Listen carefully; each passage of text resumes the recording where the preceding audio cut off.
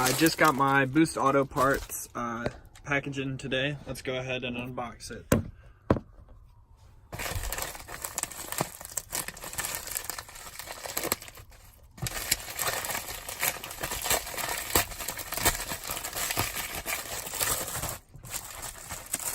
So in the package, we have instructions, a Boost Auto Parts decal, a Boost Auto Parts koozie, the receipt and tracking details. Let's see what else. The Boost Auto Parts business card. Go follow Boost Auto Parts on Instagram. And then the actual charger. This is the wireless charger for the center console. So there's the whole harness here, and everything is in here. So that's going to end up going right in here. So let's go ahead and clean all this out. Boom. All right, so now let's go ahead and move that out of the way. Let's see. The instructions are online right there, so I'm going to go ahead and start watching that and working on this. So to start on this center console, you want to go ahead and open the console up, and you'll find screw holes all the way around. There are 8 screws, I believe, all the way around. And then go ahead and close your console, and the top should just lift off like this. Once you've got the top off, go ahead and remove this insert. You're no longer going to need it because the new one will replace it. So I've gone ahead and lined this up with center. As you can see on the bottom, it's right in the center of it.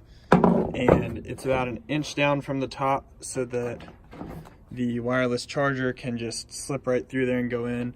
I've gone ahead and grabbed a second drill, and this is a 3/8 inch drill bit, and this is a Phillips head number 2 bit. And just so I don't have to switch them back and forth.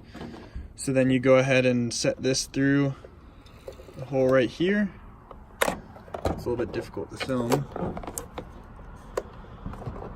Just poke it right through there. So once you've pulled all of the slack out of it, it will sit flat in the bottom of it, and you should have the cable sitting right there.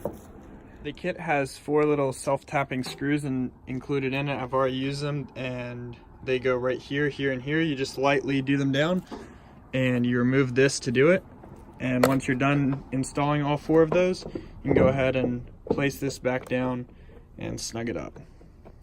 So I've got everything set up, but I just had to run inside and take a quick break.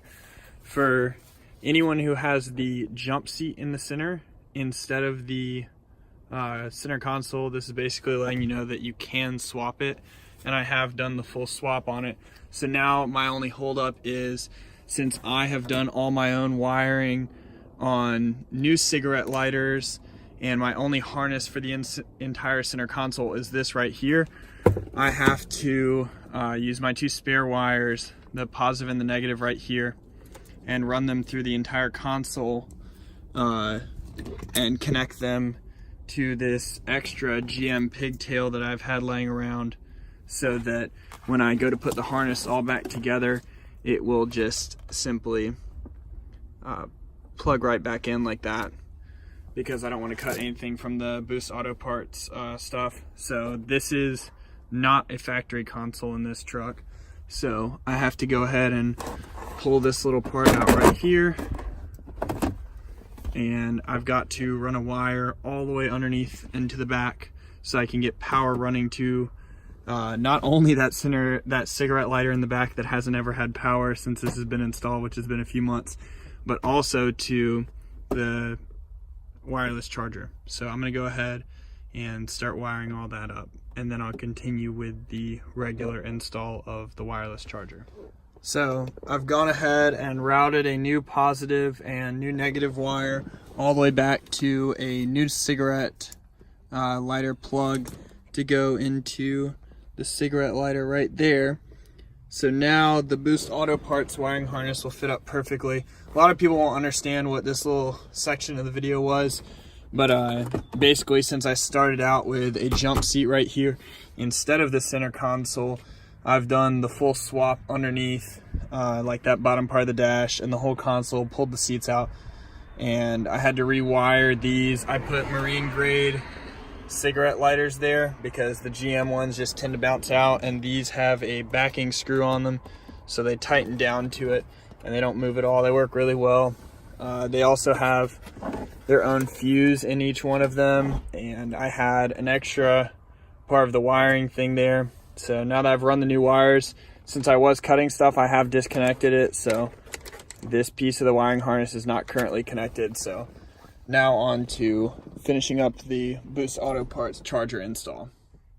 So I didn't get to finish this up yesterday, but once you're done with that, you go ahead and clip this back in. You do not have to remove this if you already had the center console from the factory.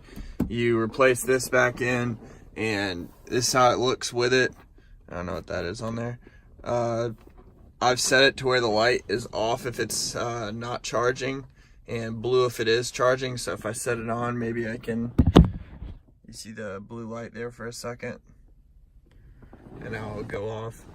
The back part here clips right back in the way it was from the factory, and then to finish everything up, you end up putting all of the screws back in the inside the exact same way that they were, and this is the finished product.